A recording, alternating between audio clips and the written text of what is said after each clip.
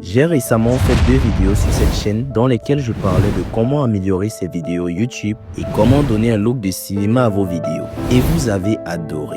Et durant ces vidéos, j'ai utilisé un style de montage qui a effrayé certains d'entre vous. Ce style de montage est peu connu par la majorité des monteurs et ça s'appelle du motion design. Alors j'ai décidé d'arranger les choses. Aujourd'hui, nous allons voir comment on reproduit ces 4 animations que vous avez eu à voir dans les vidéos précédentes.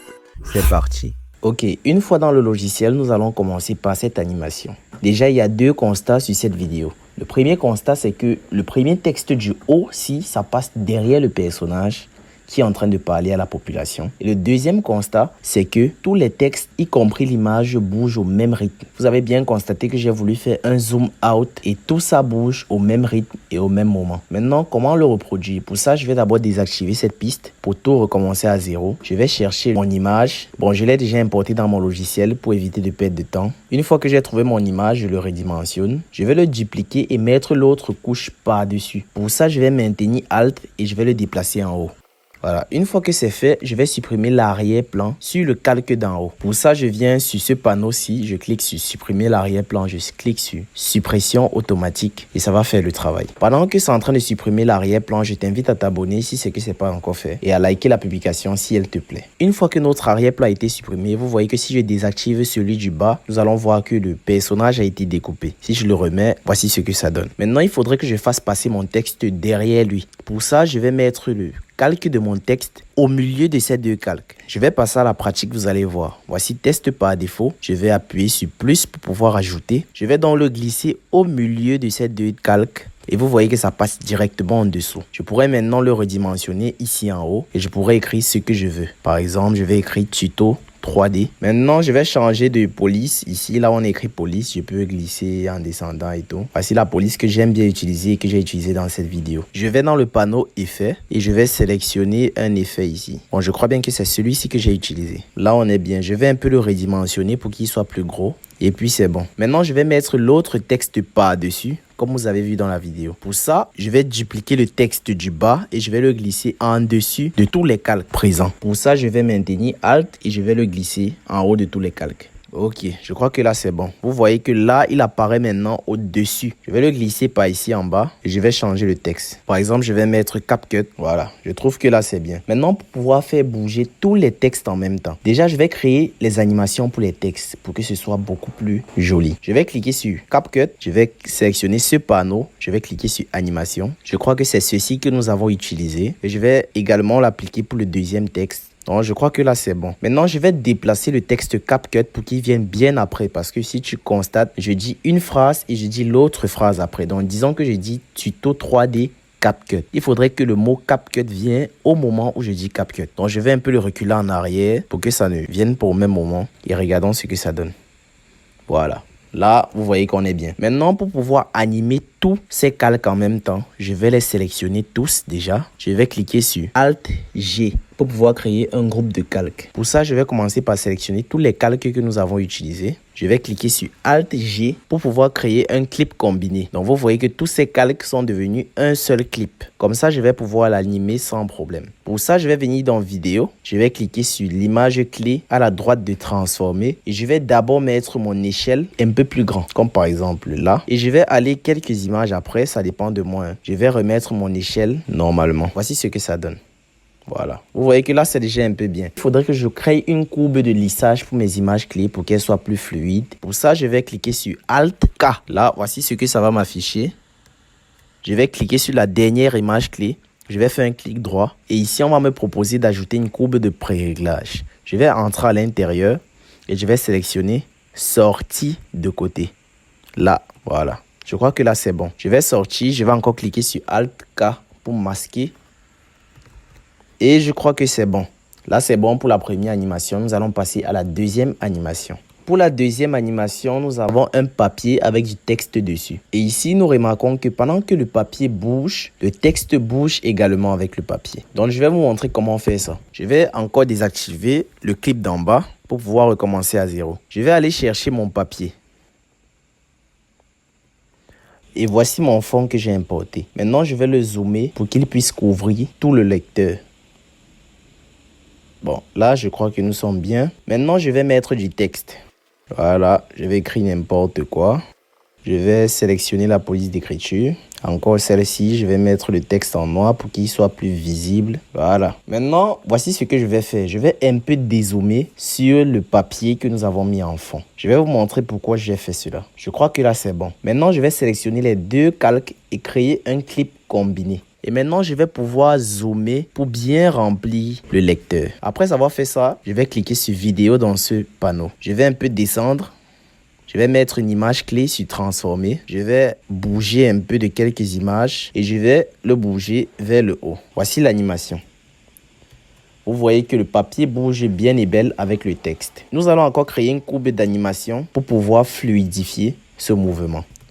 Et je crois que là, c'est bon. Bon, je trouve que l'animation est un peu rapide. Nous allons bouger la dernière image clé un peu plus derrière et nous allons voir ce que ça donne.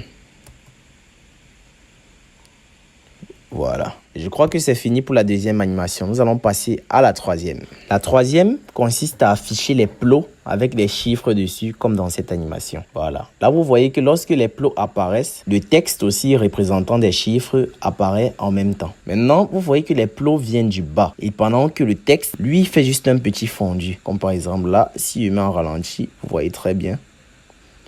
Donc, je vais vous montrer comment on reproduit cela. Nous allons désactiver la piste du bas. Nous allons recommencer à 0. Importer notre image. Nous avons déjà ça ici. Nous allons l'importer. Voici l'image. Nous allons juste l'ajuster.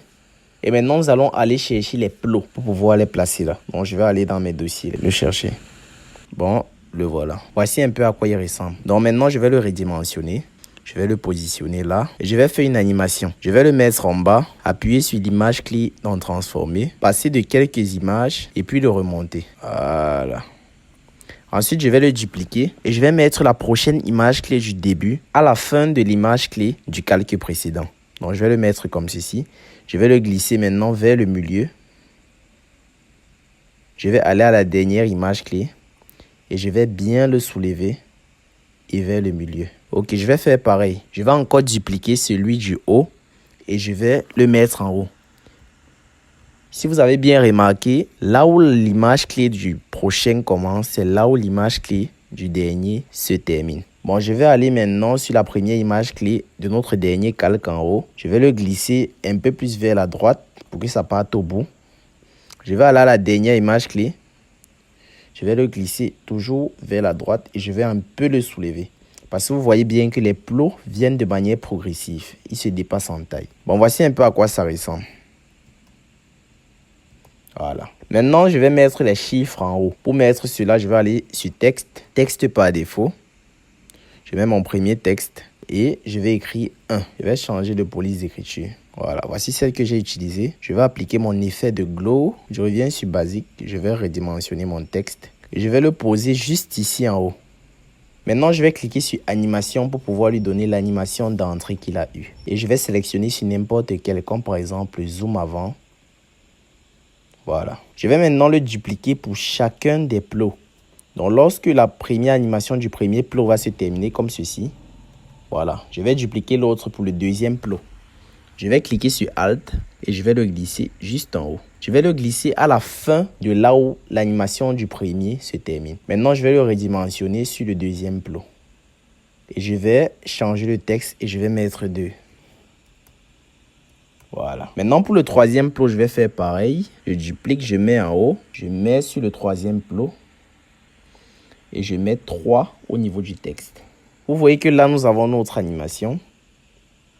Je crois que c'est bon. Maintenant, nous allons passer à la quatrième et à la dernière animation. Voici la quatrième animation. Là, nous avons une plante qui a un fond assez particulier. Il y a le noir avec plusieurs effets de vieux films. Et nous avons le texte qui vient par derrière les plantes. Donc, je vais vous montrer comment vous allez le réaliser. Je vais d'abord désactiver le calque. Je vais aller chercher mon image de plante. En fait, c'est une vidéo fond bleu de plante. Je vais aller chercher ça et on se retrouve. Là, j'ai ma plante. Ça commence là. Je vais supprimer ce qui vient avant.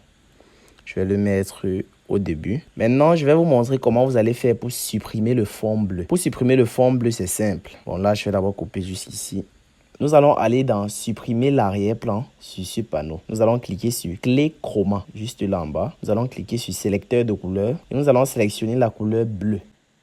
Une fois que nous avons sélectionné, nous pouvons modifier l'intensité pour qu'elle ait plus d'impact et aussi l'ombre. Bon, moi, je ne vais pas trop compliquer, c'était juste pour vous montrer. Bon, là, nous avons déjà ça. Mais le derrière, il est noir tout simplement et plat. Je vais mettre le fond que j'ai mis sur la vidéo d'origine. Donc pour ça, je vais aller chercher. Je vais bien le dimensionner. Maintenant, je vais passer celui d'en bas en dessus. Là, nous pouvons donc constater qu'il agit étant derrière. Vous voyez bien maintenant qu'il est différent du noir plat qu'on avait. Maintenant, pour les textes, je vais juste aller sélectionner texte, ajouter le texte. Maintenant, je vais aller dans mes polices. Je vais aller chercher Twilight parce que celle-ci est la police que j'ai utilisée pour faire ceci. Voilà, le voici. Maintenant, je vais le placer en bas de la vidéo des plantes. Et maintenant, je vais les tirer. Maintenant, je vais un peu avancer pour voir lorsqu'on aura le champ de vision et je vais le redimensionner par rapport à ça. Voilà, là c'est bon. Maintenant, je vais ajouter l'animation. Je vais aller dans animation et je vais mettre celle-ci. Je vais la reculer un peu comme ça. Non, je vais changer d'animation. Ce n'est pas celle-ci que nous avons utilisée. Voilà, je vais augmenter la durée de l'animation. Là, je crois que c'est bon. Maintenant, voilà le rendu final. Voilà. Là, c'est bon. Nous avons vu les 4 animations. Si vous avez aimé la vidéo, laissez un pouce bleu et n'hésitez pas à partager pour aider d'autres monteurs comme vous à pouvoir réaliser des animations cool comme celle-ci dans ces vidéos. Alors à plus. Et si ce genre de vidéo vous intéresse, n'hésitez pas à vous abonner et à me le dire en commentaire pour que je puisse savoir comment optimiser mes contenus futurs selon vos besoins. À plus pour une nouvelle vidéo.